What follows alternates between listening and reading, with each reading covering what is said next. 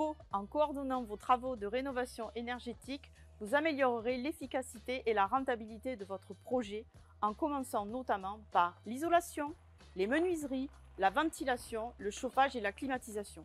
Et cela vous procurera de nombreux avantages. Greg, dis-moi, quels sont les avantages?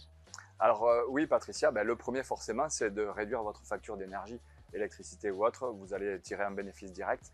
Vous allez aussi pouvoir lisser le prix de l'énergie sur le long terme.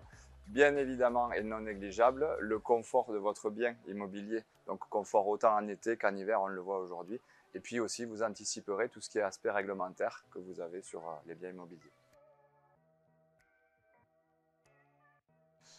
C'est vrai au premier abord comme ça, mais tout dépend de ce qu'on veut réellement. Quand on a vu la crise fin 2022, il vaut mieux peut-être engager une rénovation énergétique globale plutôt que de subir toutes les fluctuations qu'on a pu connaître au dernier trimestre. Et en plus, il existe de nombreux organismes et beaucoup d'aides pour les professionnels, mais à ce moment-là, il est important de se faire accompagner.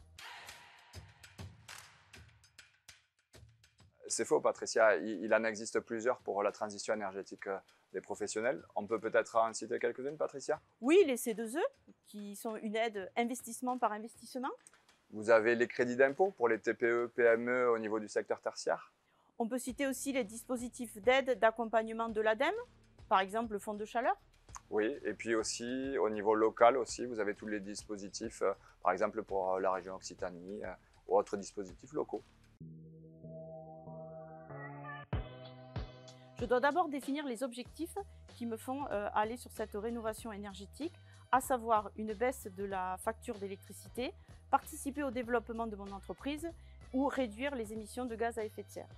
On pourra peut-être aussi s'appuyer sur l'ensemble des chambres consulaires, les CCI, chambres de métiers, chambres d'agriculture, voilà, selon le profil des professions.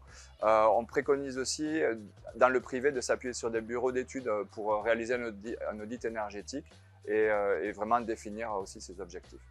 Et le conseiller du Crédit Agricole, bien sûr, reste à votre écoute.